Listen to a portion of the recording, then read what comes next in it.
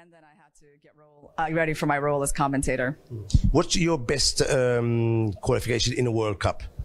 Wow, I mean, you know, I feel, well, it used to be a little bit different because you used to start from round one, right? So you had to kind of go through a few of them. I feel like probably round three is where I usually would lose my matches, actually. So, you know, I haven't gone very far in World Cups before. So Paulina, of course, is a very strong player. What do you think you could do better for the next World Cup? How do you think you could prepare differently, or is there any strategy you've thought about? Yeah, well, definitely just, I think, being more of a professional, really just coming back to chess and studying chess more seriously, having your openings better prepared. I mean, I could definitely feel looking at her games that I'm looking at the games of someone who spends a lot of time on chess, you know, knows her stuff quite deeply, can do a lot of different things, is theoretically well prepared. So at least that would be a start, you know, getting my preparation to that level. So after being eliminated, you went into the commentary booth. You already did a very good, very successful commentary in Astana and the World Championship. Here you've been doing commentary for nearly 3 weeks already. What are the challenges you faced here? How's it going? Any interesting anecdotes? How's it been like? Yeah, well, it's been great. I mean, I definitely really enjoy working with Irene, and we're having a lot of fun. We don't have any particular challenges. I mean, my only challenge, getting here on time, you know, making sure I can order my taxi, and that I can find it when it comes. You know, what other challenges during the commentary? The eval bar not working, so, you know, it just stays flat, you know, and then we have to realize that and be like, okay, we're working without an eval bar. That's happened at some point earlier. Last days it's been better. But yeah, no, everything's been going pretty smoothly. Okay. So the eval bar is normally working, but you don't have the engines turned on. That's my understanding. Yeah. I mean, for most of the analysis during these few weeks, we haven't had any engine bar, but now we actually see one line of the engine, you know, so I have to admit that that's very helpful. For me, at least, sometimes it's good to see it there, just to get some idea in a position where you're not, it's a bit stale and you don't know what's happening. Seeing even one line of the engine bar, you know, it gives you some ideas that you can at least start discussing, right, before you kind of start thinking on your own as well. So, you were telling me before that you're traveling to India after this tournament. As a chess professional, you're jetting all over the world. Tell me about the tournament you're going to play. Yeah, it's the Tata Steel Rapid and Blitz for women. So it's going to start at the end of August, and it's my first time playing that particular event. And my final question. So, are you planning to do a chess career as a commentator, as a coach? I see you have a YouTube channel as well. Yeah. When you finally decide to hang your gloves, using a boxing expression. Well, the funny thing is I have to clarify, I'm not exactly like a chess professional. So, you know, playing tournaments, even though you've seen me around a lot this year, is not actually like the main way I make my living. So even though I'm kind of considering, you know, doing it more, you know, coming back to it, you know, more now. But yeah, so the question is like, when I retire from chess, you can say this, in partly it's already happened, right? And I am doing a lot of different things, a lot of coaching, some of this commentary stuff. Would I try to develop a career as a commentator? I think it's not something that I would try to develop, like it either just happens or doesn't, right? I enjoy it. I mean, obviously I love sitting here, being at the center of the chess action, getting to witness all the most important moments happening in the chess world, and working with great people. And if I get a chance to do more of that in the future, I think I'll be happy. Irina Krush, not only a fabulous chess grandmaster, but very successful as a commentator. I, for one, enjoy a lot your commentating. Without the engine, a very refreshing view on the best games in the world. This afternoon, all the attention was on the first game between Magnus Carlsen and Praggnanandhaa. Playing with white, the Indian surprised his opponent with the English opening. Slightly under the weather due to food poisoning, Magnus took his time to find the best defense, finally equalizing comfortably. He will enjoy the white pieces tomorrow in the second game. In the fight for the bronze medal, local hero Nijat Abaso defeated Fabiano Caruana with a crushing kingside attack, taking advantage of a massive blunder by the American. He will have to regroup fast to try and tie the match tomorrow in the second game of the final.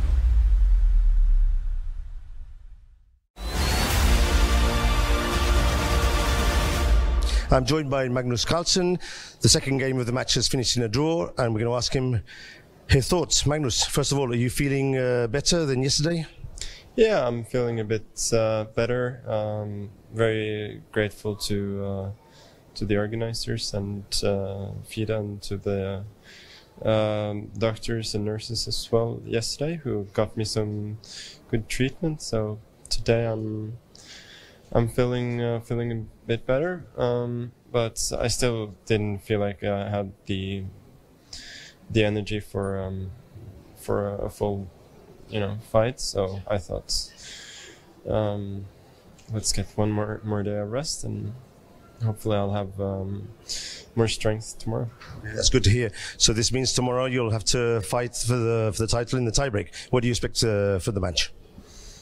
Yeah, he's already played a lot of tie breaks against very strong players, and I've played him a bunch in Rapid before, so I know he's very strong. But if I have some energy, if I have a good day, then obviously I have good chances. Good luck. Thanks a lot.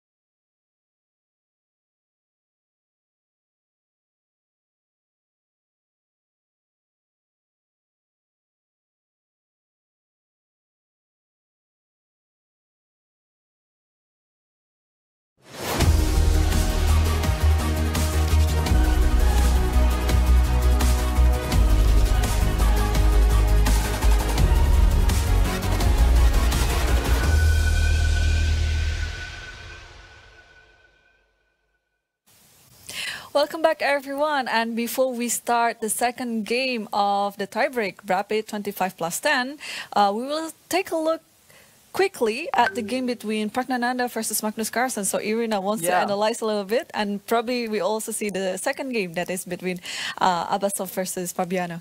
Yeah, well, we just saw a really exciting end to that game. Basically, a very tense game throughout that got decided, I think, basically due to Prague's time trouble. Right. And also Magnus's endgame skills and his ability to put his pieces on the right squares. Right. So, but let's see how things went downhill. I mean, you know, the thing about this game is that Magnus, once he saw that Prague was getting low on time, he just kept speeding up. Right. He kept putting the pressure on him, and he used that advantage rather unmercilessly. Right. I mean, that's the thing when you're playing in the shorter time control, right? You're not only playing chess, but you're also playing against the time situation.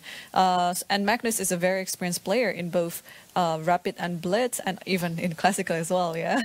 So, okay, so let's see after this rook e6. Okay, let's go here. Like, the first quite nice move that Magnus threw in was this intermediate move, rook f6, that allowed him to improve his rook without actually having to protect his knight. So basically, white has a choice here. I think he chose to capture, but that actually improved the knight. So, I mean, you could go, I guess you could go knight f6 right away, but then you can see the difference that you have this rook, which is just kind of unnecessary and passive, still on the board. So rook f6 was a nice inclusion.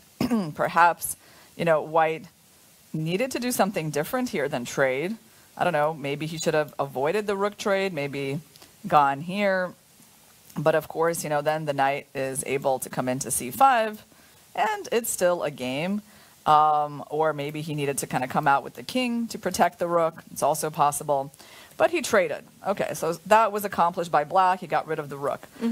Then white played b4. It seems quite reasonable. Not a forced move, but basically it didn't seem like a bad decision at all. And this was where I started to really kind of like what he was doing, because he started playing moves that were not that obvious to me. And also it was just the speed at which he was doing it, right? Just like king f8. Yeah, the king finds the square in the center to control the infiltration squares on the d file. Very helpful. As soon as you see that, you're like, oh, that's a classy move, yeah? Yeah, but I think it's also because Magnus is playing with a concept. So as long as you get a concept, it's the moves will come very easily. But on the other hand, Praggnanandhaa didn't really have any plan to do here. Well, I mean, maybe white should have gone in for this. I mean, is there a point maybe even trading these knights? Because at some point those knights started hopping around a lot. Like, I don't even know what exactly would Magnus do here. Like, what would his judgment tell him? Keep the rooks on the board, keep the rook, offer up the rook trade, right? Like, for me, I mean, I wouldn't be able to make this decision in a split second. Like, what do you think? What does your intuition tell you? Probably just trade the rook, but yeah, it's hard to... Trade the rook would probably be what I would be thinking, but then white is absolutely fine, right? Exactly, right? So I'm just saying, okay, these were some key moments in the game. I think Pragg maybe should have tried something a little bit more forcing. He went king g2, this king arrived, this pawn move seemed fine because, okay, it's just a good square for the pawn. And then Magnus, like, instantly finds that open file. Okay, now it's like we're not getting the trades of pieces so easily, right? So the eval bar is keeping this balance, but now, like, exactly what is the plan for white? Not so clear, right? Because this pawn is weak. This rook is, like, coming in. These knights are coming in. And it starts to feel, at least on a practical level, actually quite unpleasant. So within just a few moves. You know, like white not even really making a mistake. So he goes here. And then this starts to get like already really unpleasant as he realizes like there's a fort coming. So the knight improves. Now the rook came in. I mean, yeah, like it was just relentless. Yeah, and all the moves are quite natural. And I think we can quickly wrap this up because the second game is about to start. Oh, yeah. All right. Wow. And yeah, 15 seconds left to the first move. And this could be it. If Praggnanandhaa cannot win the second game and force the match into another tiebreak, then this could be it. And also the same thing with the game between Fabiano versus E4. He's going to play E4. Watch it. Yes. I'm sorry to interrupt you. I had to say that because the reason he's doing this is because he's going to play C3. That's it. I'm sorry. I had to bring this out there because I had some idea, which is that, you know, he was in the exact same situation against Gukesh. Yeah, and he did the same thing too. And he did the same thing, and I think overall that strategy worked just fine for him in that game, even though like it's sort of he later on kind of outplayed himself. But his opening strategy worked out great. So it makes sense that he just stuck with it. Yep, I think it is a very wise opening choice as well, especially if you play E4. If you want to play for a win, I think Magnus already knows that Pragg will go with the Sicilian. And then C3 is obviously a very safe choice against it. Yes, and by the way, Gukesh against him, I think, played with D5, and Pragg goes for knight f6, which he also did against Arjun. So Pragg has, you know, he's going to this opening for the second time in this tournament in a must-win situation. It worked against Arjun, but let's see how it works against Magnus. So bishop c4, knight b6, and bishop b3. Yes. Now, yeah, the d5, I remember, is the main line with e takes, queen takes, and I think castles, bishop e6, and all of that stuff. it's very dangerous to take this pawn. Right, because yeah, I guess white just has a ton of compensation for the pawn. They have better development, more space. So normally black is playing d5 here. I guess he can play d6. It could be the same thing. Yeah, I think it will end up with ed and queen d, and then that's the main line. But I think maybe Praggnanandhaa is going to come up with something else because, yeah, he has a very wide repertoire, so maybe he'll try g6. Oh no, d6 he did. d6, yeah, this is different. And there is the move e6 here. I just want to point out that, like, I mean, queen d6 is sort of the, yeah, it's the main move, but I'm pretty sure this exists. Like these types of ideas where you try to take with the bishop and you give, go into the isolated pawn position. But he went for queen d6. And castles is on the board, and now generally we're seeing bishop e6 to neutralize this bishop. Right. Wow, so let's see. We had 2 decisive results in the first game, and 2 must-win situation. Nijat Abbasov and Praggnanandhaa needs to win the second game. And they both need to win with black. Yeah. Which is definitely a tall order. Right. All right, so Magnus has castled. And let's see what other moves than bishop e6 can Pragg come up with here. It's played 84% of the time. But let's take a look at this opening. So we got Fabi as white going for the Rosalimo, and Nijat again playing e6. This time Fabi, when I say, well, he hasn't played the Rosalimo against Nijat before. In the first game, yeah. It was like Carlsen. This was Carlsen, yeah, against game FIDE. against Carlsen and FIDE. And yeah. FIDE. All right, so he goes to this, and instead of white capturing here early and playing for these b3 systems, Fabiano just castles, knight e7, rook e1, a6, back, d5. It's funny because it looks a little bit like a c3 Sicilian, except there's no white pawn here, right? Knight f6 and bishop e3 is on the board.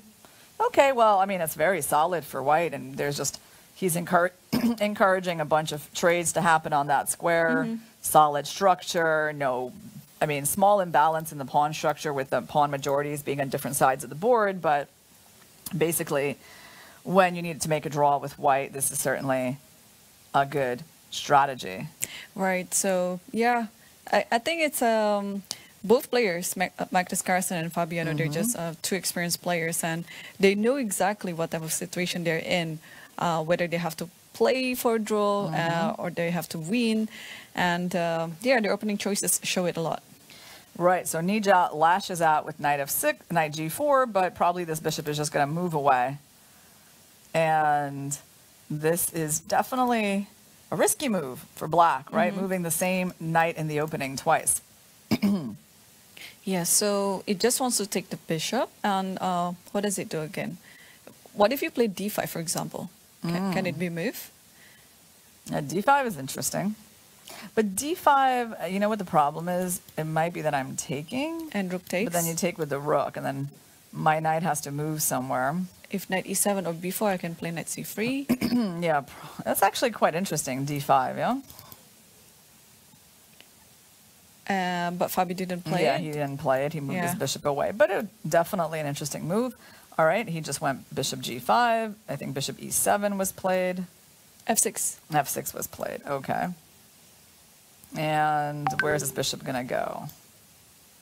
It's not going to go anywhere. d5. Bishop f4. Oh, bishop f4. d5 was actually a powerful option as well. Now, the point here is that... well, if you take with the knight, then you lose that knight in the end. And if you take with the pawn, I think just... you can take with the pawn. It's actually a little strange that Fabi... But then h3, right? Maybe he's trying to play against this knight.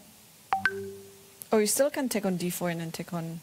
But it's a bit risky because there's e5 too.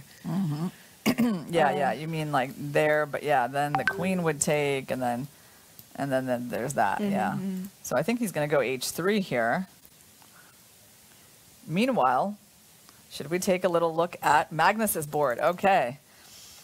we've had some events here, and the first big one was that Pragg did not go for the main line with bishop e6. He went for bishop f5. I mean, we're kind of waiting to see where he would deviate because he needs to, right? Try to get off the beaten track and get a game out of this. And after bishop takes, knight takes d4. So we're going for an isolated pawn position, but we traded off a pair of knights. Pawn takes, and e6 on the board. So this is not the first time in this tournament Magnus has had an isolated pawn position. He also had one against Gukesh, where at some point it sort of started working against him. So e6 and knight c3, bishop e7. And now, yeah, Magnus is still thinking. And he's ahead a clock. So yes. queen f3, and then pretty much I think just develop the bishop on c1. Yeah. This has been played in some games of good players, this whole position. Pierre Rune Robson, there's an older game, Lautier versus Polgar in 1993, Rosenthal is Bolagon, so this is not like some new position. And queen f3 is the most popular move, like by far. So what do black players usually do here? They either castle or they try to defend this pawn. So if they castle, do you take the pawn? Could take the pawn, or we just play d5, which is actually what he's going to do. I actually have no doubt that Magnus is going to play that move. d5, yeah? Yeah, why wouldn't you? In a situation where you need a draw, you can play that and then just trade off everything, and it's going to be a draw. So actually, this is super solid. By the way, I have to say this is an example of, again, smart preparation, right? Like, because he can start with any first move, right? He starts with e4 because it's like the most forcing castles is on the board. So is my prediction right? Is he going to play this move? We'll I see. think so too, yeah. Yeah, d5 will just offer many trades there. Yeah. A lot of pieces going to be traded. And he did, yes. Yeah, it's too... Like, even if this move was better, objectively, you still wouldn't play it. You would still play d5, yeah. So, yeah, so what I was saying about, like, smart preparation in terms of, like, choosing the right first move, you know, he narrows his opponent's options. He kind of pushes him into the Sicilian, right? Because you can sort of predict he'll go for it again. And then he has this c3 Sicilian weapon, which is also kind of narrowing the options. And he goes for these kinds of positions which are very solid, right? So really, like, not giving his opponent a chance to mud the water. Yeah, exactly. Good expression, to muddy the water. Yeah, it's quite smart. Yeah, but also it's an advantage of being a very universal player. Yes, yeah? I mean, I'd like to have such a smart preparation as well. Yeah. But you have to know how to play all these types of positions, know all the theory. Yeah, of course. Exactly. It's not easy. It's like it's like you're able to be smart because of your amount of chess knowledge. Yes. Yes, you're able to move around when you need to. Yeah. So d5 is on the board, and it's posing some problem for Praggnanandhaa because, well, if he's not in a mastering situation, the position is totally fine. Yeah. But he needs to avoid some trades. But if he's avoiding it, white will just stand better. Yeah, I mean, right now we have moves like queen d7 is the most popular, bishop f6. But the thing is, like, we're just going to be taking here, right? Yep. I mean, okay, you can throw in some other moves, maybe rook d1, bishop f4 could be an idea, but then there's maybe like e5. Oh, and I think you can just pull back. Yeah? Pull back. And then rook e1. Yeah. Yeah, that's what I meant. Fine. If you're trying to avoid it, it's... So this game is likely to be less exciting than the first one. Well, yeah, you're right. But I think Praggnanandhaa will try to force the matters. So we will see. He's known for being a very creative player. Yeah. So I'm sure he will come up with something up on his sleeve. And yeah, he's thinking right now. So we might expect, you know, like some sacrifice or something like that on the board. Like sacrificing this bishop. Yeah, let's sacrifice it. Yeah, no, I mean, okay, it's hard. He's got his work cut out for him in terms of trying to keep this complicated. Because again, you know, it's like white can probably try to play this position for an advantage, but you know, certainly like just to make a draw like shouldn't be that hard. I mean, like we saw that when he needs to, like yesterday when he wanted to, he played for a draw quite easily as white and kind of took on a very, you know, uninspiring endgame and still made that draw, right, without any problems. So, yeah, we'll see what Pragg is going to come up with now, but certainly the way Magnus has steered this game is unpleasant. Right. It's very unpleasant to be in this position when you're like in a must-win situation. Yep. Also, in a must-win situation is Abasov, which is currently worse against Fabiano. Okay, so he did attack the knight that had wandered in to g4. He sent the knight to h6. Then he captured it, so black's pawn structure is a bit messy. And then he went knight d2. So his plan is simple. He wants to go knight b3 and take the pawn. Mm-hmm. Yeah, and using the fact that the king is still in the center is going to be very weak, yeah? Yeah, I like this idea. Just knight b3, and you just develop this bishop somehow using the diagonal. It would be a dream if you can put the bishop or the queen on h5. Yeah, that's definitely the big square. So he has to go bishop. Did he go bishop c5? No, he didn't. He went for something else. I was thinking he'd go for bishop c5 to protect the pawn. He went for b5. Okay. Oh, I guess I don't even understand that move that well. I mean, I guess he has hopes of putting the bishop there, but first he needs to make sure he doesn't hang the pawn. So a4 was just instant by Fabi. Mm-hmm. Very thematic. Yeah. Interesting how that was instant to him. Like, for me, it would not be so obvious. Like, I would think, like, why not knight b3? You know? So, like, this is where I would spend my time, right? For him, it's just like a second. It would be interesting to ask him, like, how do you know, like, within a second that this is a better move than knight b3? I think you still preserve the idea of knight b3, while at the same time you have this free file for the rook and could be useful around the 7th rank later. Yeah, yeah. All right, so after a4, rook b8 was played. No, of course, now it's nice because he also, this is a weak pawn now as well. So now just knight b3. Wow. So poor Nijat, like in a lost position, in a must-win situation. Yeah, but I like what he's doing. He's trying to, keep the pair of bishops. It's a quite imbalanced. Look at the pawn structure. It's very unusual. Yeah. So something like this, if your opponent is unfamiliar, it could confuse him. Yeah, and I'm thinking like, oh, right, you're right. Like if you can hide the king here, get the bishop on the long diagonal, get the rook to the open file. I mean, there are scenarios where... There are scenarios, yeah. There are scenarios. Like, I mean, white has to be a little bit careless to let all of that happen. But, I mean, of course, there is some potential for black's pieces, so... So the position is better for Fabi, but it's still quite wild. So let's see if there's any development in the Magnus' game. There is. All right. So what did Pragg come up with? He went bishop g6, which I think is not actually even... a very popular move in this position. Like, it's barely been played. Let's see if there's been any top players going for this. I see just one game. I think Raja Harshit did this in 2017. All right, so he played bishop g6. A bit surprising. Yeah, I think Praggnanandhaa just wants to keep all the pieces on the board. Well, yeah, but like, look what happens now. Now he gets a weak, isolated pawn. Man, Magnus is just steering this game like exactly in the direction he wants. So he goes queen e2, pawn's under attack. King h8, queen takes. King h8, he gave up the pawn. Then there was a queen trade and bishop c5. And wow, yeah, no, this is going to be just, I mean, he's not even letting him get into the game. I mean, he's like, okay. I give you my pawn back. Yeah, I give you the pawn back. Like, he's not even interested, like, I mean, in trying to keep this extra pawn. He's like, I mean, obviously there are tactics. So Pragg does have compensation, but just bishop e3, and it's like, you got to trade pieces. They made a trade.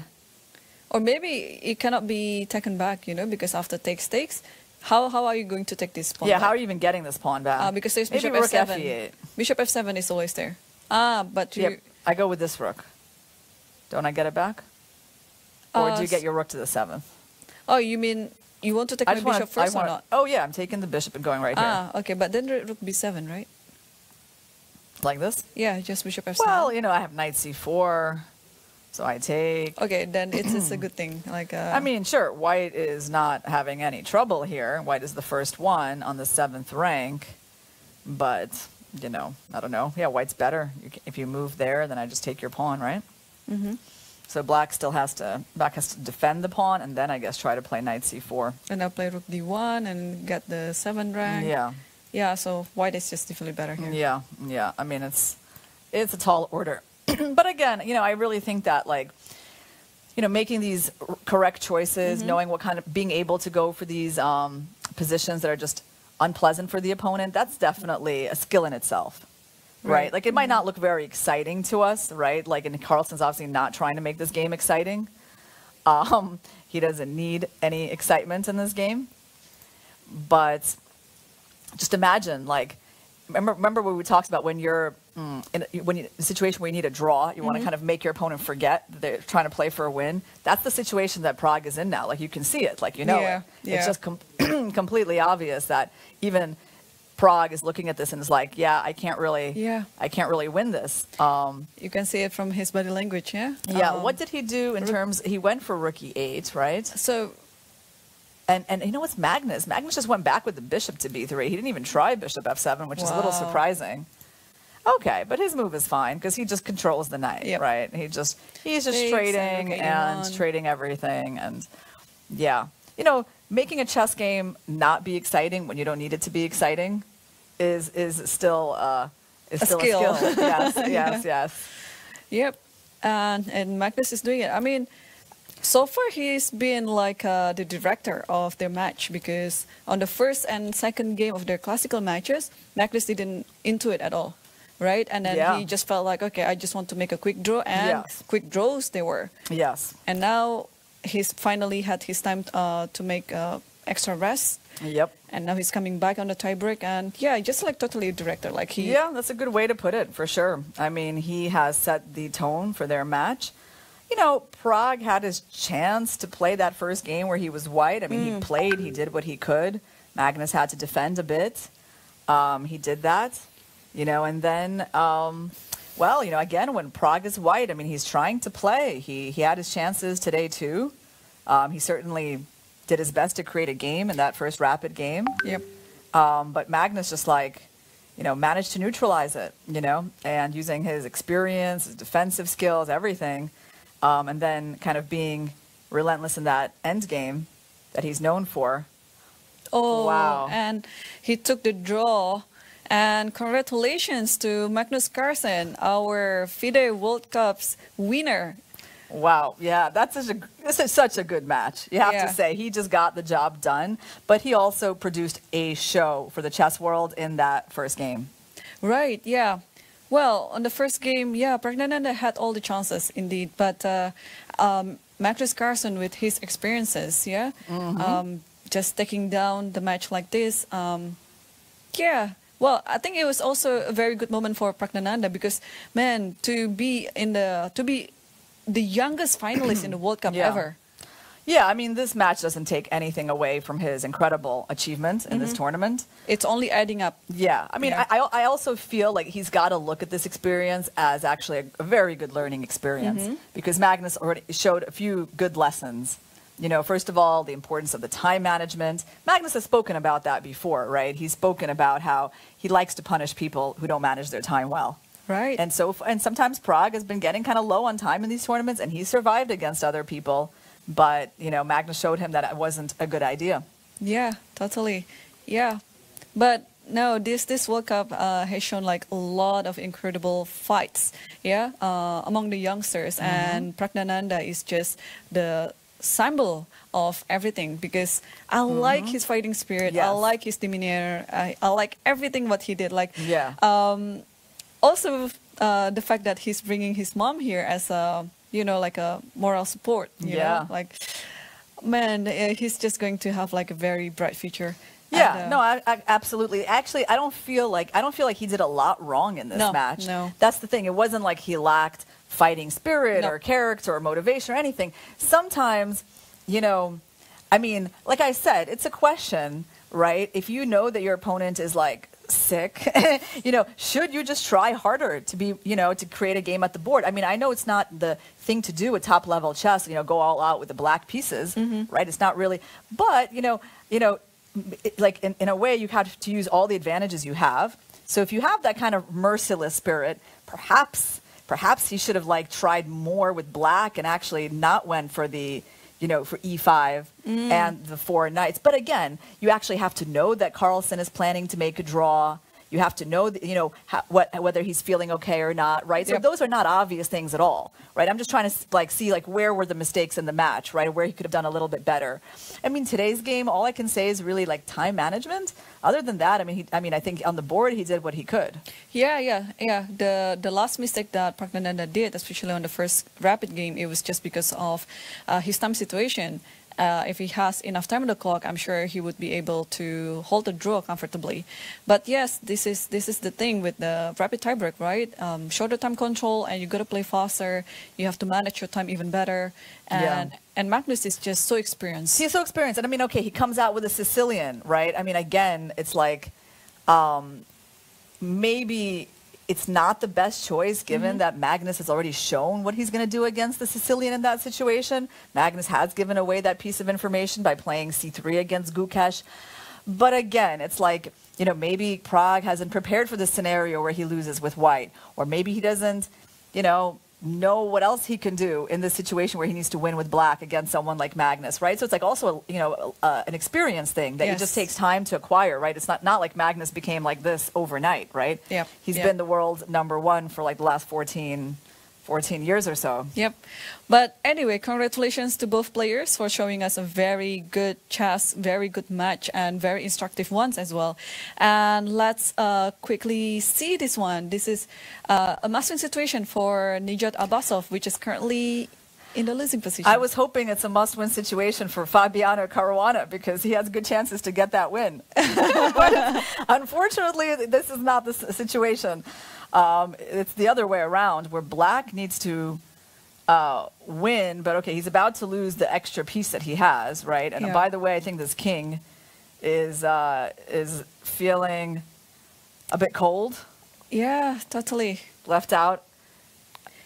You know, in the rain. I don't know how else to describe the situation. I mean, he needs to I mean, he's actually just getting destroyed, isn't he? Like everything is coming in. The center. Yeah, exactly. Yeah. Maybe he needs to wrap up this game quickly, so prepare for our next interviews. Well, I think he will do everything he might, but yeah, this position looks very hopeless. We can see from the e-file bar, it's just going to the roof, and. Okay, now Fabi has, it's not a piece up, but still a very much dominant position. Yeah, so okay, Nijat trying to keep the d-file closed makes a lot of sense. I think we forgot to even mention there's a hanging pawn here. It's even worse than I thought. Yep. Because there's that. And again, a potential of rook a7. Yeah. Or you can even throw in knight c5 too if you want. Yeah, this is really the ugliest position I've seen this whole tournament. I don't know. Do you want to disagree with that, Irene? I'm trying to recall my memory about all the games here. Yeah, but this is certainly one of the worst ones, right? I mean, you don't see this every day. So rook a7, rook b7. Yeah. Takes. And I think he's going to go for d5 or something. Maybe he'll close up that bishop. No, he went to knight c5. Yeah. Okay. Yeah, by the way, if you take it, the queen holds the rook, so he's threatening the bishop and the fork. So bishop d5, I guess, is going to be on the board. Or, I don't know. I would try bishop d5. Yeah. And maybe now it's time to take the pawn. And also there's another little guy here that we can take at some point. And then if I think we take there, we threaten knight d7. So now but then if you take here, maybe there's like king g7.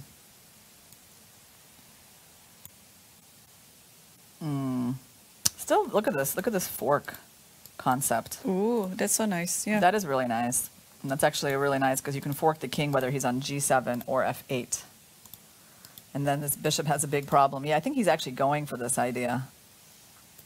Yeah, in this position, I think Fabi is spoiled with so many options. You can even bring the rook to a1 and then back to a7 again.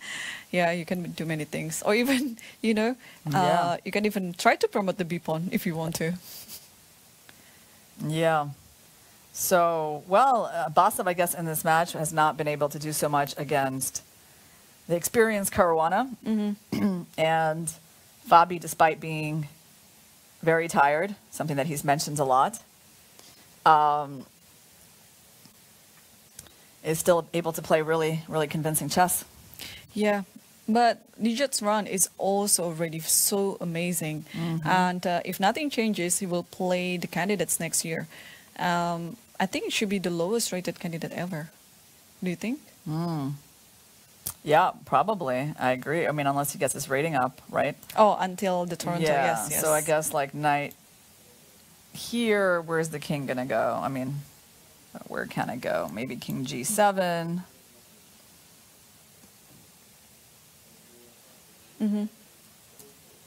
Then we have a check, but I guess you run. So what other moves do we have? Oh, we actually have check and fork. Check and fork is maybe the most convincing. Oh, yeah, and then you just win a piece. Yeah, that wins a piece. Yeah, So the thing is here, it's like you're focused on the king. We're like looking at this, and I was trying to understand how we're like supposed to mate this king, but doesn't seem to be a direct checkmate. But there is this painful fork. Exactly. I think just knight b6 and resign. Okay. And yeah, I think he's going to go for it. I think we're going to see the end of the game. Yeah, and Fabi is going to get 100% get his candidate spot. Third place, still a very good tournament. Oh, wait. Oh, the bishop is not on... Oh, the bishop is on d6. Yeah, somehow we thought the bishop was on e7. We can update it? Yeah, let's update it. So it's... I don't think it changes much. No, though, it doesn't. I mean, Knight you can b6 still go here. And then it's a check, actually. Yeah, I mean, I guess there's bishop here. That's a little difference. Okay, Fabi took that's on why h6. he took, yeah. Queen g7 is a threat. Queen f6 is a threat. And you cannot really move the rook because h7 is hanging. So... Yeah, this is the big one. This is also a big one. Well, how do you guard all those squares? Bishop c6? First of all, Queen just g7, here, and that's it. Okay, that's all. Wow. Congratulations to Powerful game by Fabiano Fabi. Caruana for securing the third spot in the FIDE World Cup and also securing the candidate spot. So what do you think, Irene, about what we saw today? Are you pleased with like the chess content that we got to see, or were you hoping for more? Because it was over in two rapid games. This is the I think this is the earliest tiebreak day I've ever had here in the World Cup. So well, I definitely root for more games. So I was actually hoping for those who needed to make a comeback. Did the comeback, but unfortunately they couldn't manage. But I think it's also because this is the end of the event, and all the players are starting to be very, very tired. We could see how Fabiano performed on the first classical match. It was a very poor performance by him, right? Yeah. But then he managed to win the second game. He won 3 games in a row after that. 3 games in a row. Yeah. So it was kind of like an awakening result for him against Nijat, that he couldn't, spoil the match even further. But, I mean, a lot of histories are written out of this event. That's true. In the women's section as well, and in the open section. Well, it's going to be a very memorable event. World Cup, like Magnus Carlsen winning his first World Cup ever. Came to him later than the World Championship title, believe it or not, right? And he has made numerous attempts, and some of them he's had to leave this tournament quite early. So it's not an easy event to win. And based on that, we kind of know that the World Cup is always, it's kind of random in terms of who actually winds up winning from the top players. But in this case, the world #1 won the event. I think he showed us some really good chess moments. Of course, I'm sure there are games that he said, he would not mind throwing away. Right. But ultimately, I'm pretty happy with the chess that we saw today. Like, as a fan, watching that first game, that had so many stages. Like, I feel like, he got to showcase a lot of things that he can do in chess in that game. Yeah, I think from today's matches, we could tell that Magnus is #1 for a reason. Yes. Yeah, because it was such a masterpiece.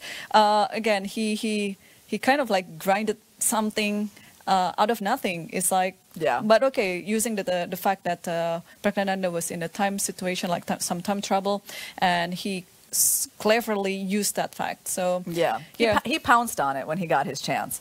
You can, and the thing is, the transition was so smooth, right? Like between the longer part of that game, right, where like it felt like it was like a slow game, and then when it got down to like under 4 minutes, or even like once he felt that Prague was in the time trouble, he just speeded up so much, even though he had time, right? He could have been thinking, but he started playing like it's a blitz game, you know, and the pressure was just not ending, you know, and eventually it kind of broke down Prague's resistance.